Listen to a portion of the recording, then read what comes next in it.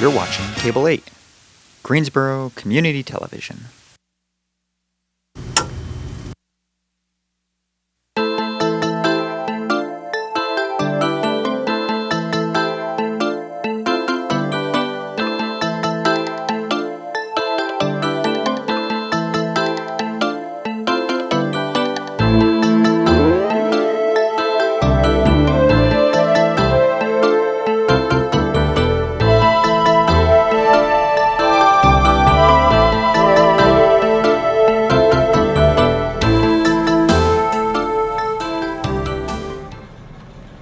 Hi, thanks for joining us.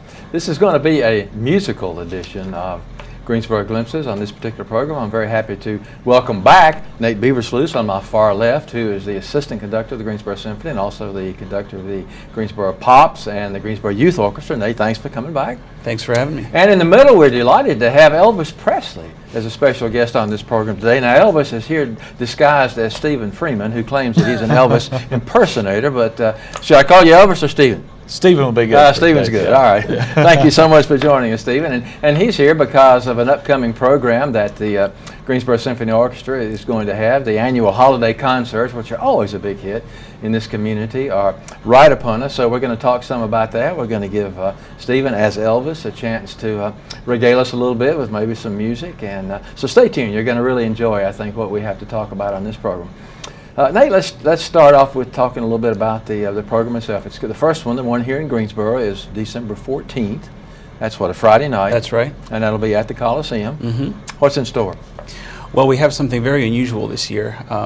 Symphony orchestras love to do these holiday concerts. The typical stuff is Leroy Anderson, some of the Robert Russell Bennett arrangements, some of the film scores from Christmas movies. But this year, I've been thinking for a couple of years now, I wanted to do some of these classic rock and roll Christmas songs. And over the summer made a trip to Graceland and visited for the first time and got the idea we should just, get an Elvis impersonator and do this right. So we looked around in the area, and it turned out one of the best impersonators in the world was just down the road.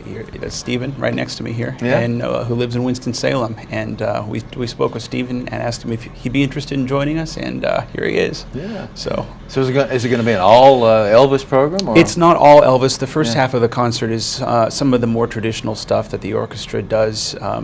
Almost every year, if you've been to the concerts before, you'll have seen some of the similar repertoire. Right. We've updated it a little bit with some of more recent film scores. Some of the there are some new arrangements of How the Grinch Stole Christmas, and some of the we're doing some music from Home Alone, one of the John Williams scores, to give sort of a sample of his film music in advance of our Pops concert next May. Right. But then the Elvis portion of the concert is the whole last third or so, the last 20-25 minutes. So how many Elvis songs will you wind up doing? I think we're doing 6 on the program. Really? Yeah. Yeah. Okay, well, we'll come back and talk some more about that in a minute, but let me talk to Stephen a little bit. How long have you been doing Elvis impersonations? About 15 years. And how'd you get started? Just bit by the Elvis bug at an early age. I was a big fan of Elvis and growing up, and I remember back in 1980, I believe it was, there was a special One Night with You that came on HBO, and it was actually a segment from his 68 comeback special, and the sit-down portion of the show. And he was wearing the leather, and it was kind of a sit-down jam session with the guys, and it was that's what really lit my fire to Elvis's music and just his natural ability, and that's what got me interested originally. So I just started getting Elvis cassettes. We had cassettes back then. That was before CDs. Right, and so sure. Played the cassettes in the car every chance I could get. And we had Sky CDs were around then, so every time I got a little extra money, I go to Sky CD, get some cassettes, and so that's how I built my Elvis library of music and learned as many of his songs as I could, and that's kind of it sprang from that. Now Elvis, I believe we were talking earlier, had over 800 songs, I believe you said. How many of those are in your repetoire? Have no idea. Several hundred, I know. Several hundred, yeah. And most anything he did we can do, and we'll work it up with the band and put it in the show. And you've been doing this, you said, how long? 15 years. 15 years. And mostly do you perform with orchestras like you'll be doing here, or do you do solo act? How does it work? Actually, this is my first time with an actual orchestra, so I'm really excited about that. We do have a band that we normally perform with backup singers and some horns and that kind of thing, but not a full orchestra. So we're really excited to do that. Yeah.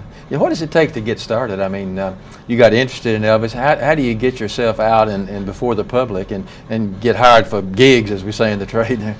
Well, you kind of have to throw away your savings, I guess, because the costumes aren't cheap. So right. That was a big step initially, and I was actually a police officer originally. Oh, okay. And I worked in Thomasville and High Point, and so I gave that up to do Elvis, and so that was it was kind of, like I said, a big step, a little scary step, but I always knew I could go back if I needed to. That's interesting. Wasn't Elvis interested in being a police officer at one point? He was. I think that's right. He was. And he had several badges, and right. honorary member. He had the DA badge that they gave him from the White House, and Yeah. when he met Nixon, and so he was definitely interested in law enforcement. In fact, if memory serves, wasn't he even an MP in the military when he was there? I think He was. Yeah, I believe he was. Sergeant, yeah. So that is very interesting. About how many? I don't know. All over the country, you may not know, but I'm sure there must be a lot of Elvis impersonators out and about. As popular as he was. I don't recall the number, but Yeah. I have heard over the years there's been like several 100,000 in the world Elvis Yeah. impersonator. I forget how many the number was, but it keeps growing every year. Yeah. And it's amazing. You know, there's really good ones and there's really funny ones. So there's all different kinds of Elvises, men, women. There's some Mexican Elvises, so it's just a little bit of everything. Yeah. And I believe you told me that you do this full time. I do. Yeah. And it's interesting that you can actually make a living doing that. It is. It's a lot of work, and but it's when you finally get on the stage and actually do what the work led up to, it's definitely worthwhile. Yeah. It's a lot of Now, fun. do you have a home base, a place where you perform on a regular basis, or just vagabondish type? There's a lot of theaters that I've worked with in the past and have a good relationship with that I work with. Barn Dinner Theater here in Greensboro is one that I perform every year, and we've been performing at the Barn Dinner Theater since I think about 2000. So about 12 years history there, and so. What do you think was the key to Elvis' success? I mean, he obviously was the king, as he was called during his heyday. What do you think there was about Elvis? I mean, was it? I think it was some people criticized his actual singing, but Yeah. what do you think was the key to his I success? think he had a little bit of everything. He was a good-looking guy. Yeah. He could sing, and no matter how much criticism they gave him, if you actually listen to it and don't watch him perform, he could sing. Yeah, he could. And when he sang live, it was, if you listen to a live recording in the studio, it's the same.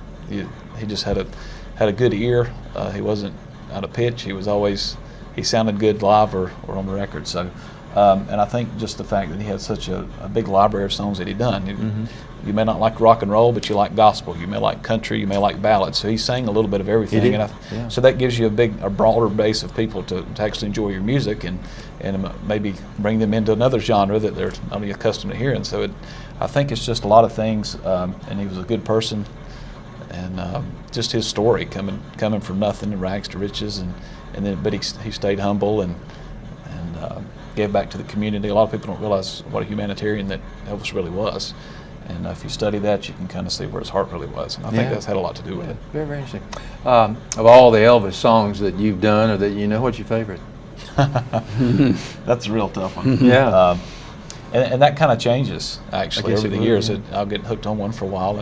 And it depends on if it's a moving song, an action song, like a live song, like I Can't Stop Loving You or Suspicious Minds, pokes out of it. It's got a lot of energy. Those are fun performance-wise to do. Vocally, I would say like a How Great Thou Art or American Trilogy and something, Bridge Over Troubled Water, those type of songs. And he showed a lot of range on it. And so those are fun to, they're kind of a challenge, but they're fun to do. Yeah.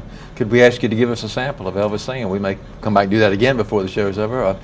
You don't have your guitar with you, but give us a little bit. Let's see. Well, his first number one hit with RCA Records was a song called Heartbreak Hotel. Oh, yeah. You remember that I one, I'm do sure. indeed, yeah. So we'll give a little piece of that. Now, it's really strange in between two guys singing Elvis. I'm not really used to that, but we'll try. Well, if you want to, we can say, "Oh, hey, Elvis." I'm in the mood. Well, since my baby left me, I found a new place to dwell. It's down at the end of Lonely Street. That's Heartbreak Hotel. I'll be so lonely, baby.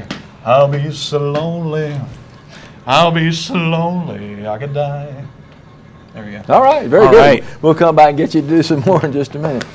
Yeah, very good. very much. Actually, yeah. Thank you very much. Right. Yeah, that was Elvis's trademark comment, wasn't it? Yeah. Yeah, he always greeted his fans with that. Expressed a lot of appreciation for them. Yeah. Certainly. How long ago did you decide to do this show? Did you say, Nate?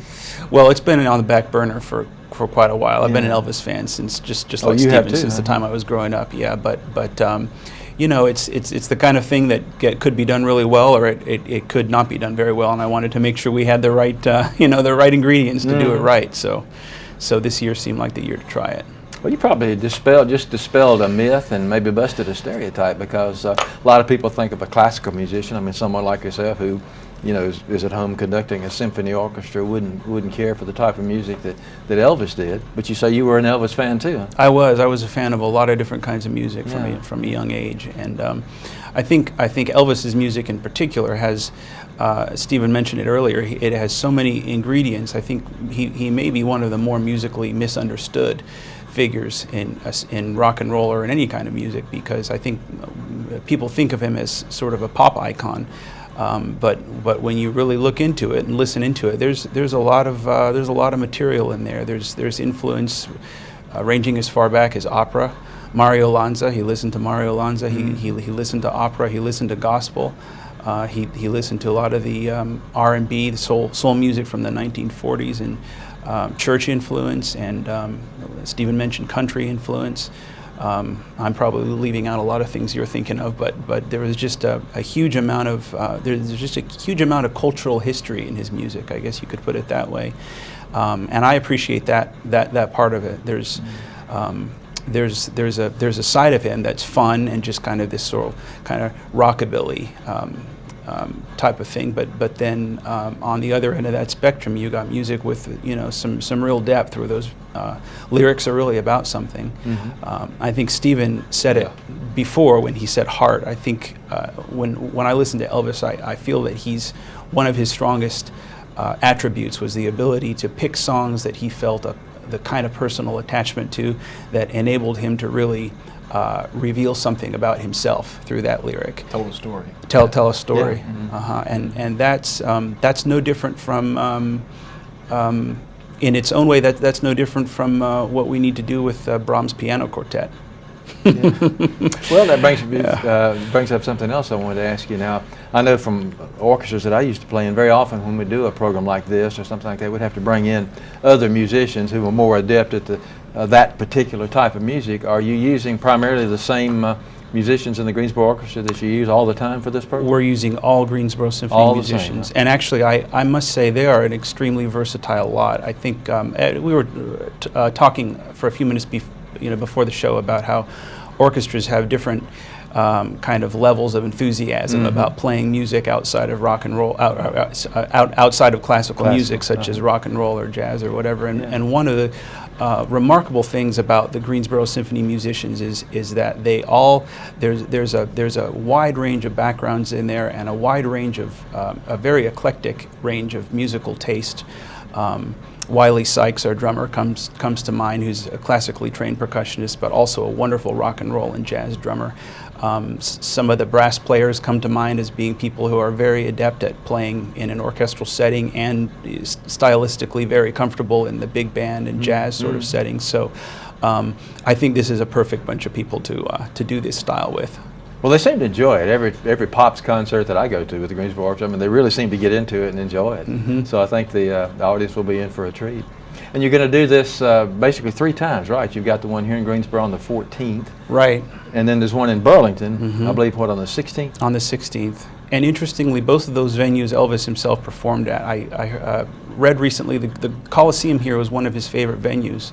And then later, much earlier in his life, when he was doing smaller venues, he performed at Williams High School in Burlington, which is where we're doing this concert. Yeah. So. And I believe you said also there's going to be one in High Point. We'll be doing basically the same program at First Wesleyan Church in High Point. That's the Tuesday, the 19th. Right. Yeah. And possibly you may be seeing this program after these dates, so we'll try to talk about some things about the orchestra coming up too. But keep those dates in mind. December the 14th here in Greensboro at the Coliseum, and the 16th in Burlington at Williams High School, and then the 19th at First Wesleyan Church in in High Point. Try to take in one of those concerts. It'll be, and Elvis will be at all three of those, right? Mm-hmm. Yeah, Yes. yeah. It'll be well worth it, folks. And at the Coliseum in Greensboro, and I guess I don't know whether it's true at the others or not, but at the Coliseum in Greensboro, the admission is cans of food for the Salvation Army. Free concert with a donation of a can of food, Yeah, right? no admission charge, but a donation of a can of food. And I would remind the viewers, too, when you bring food, be sure that it's not outdated. The Salvation Army is not allowed to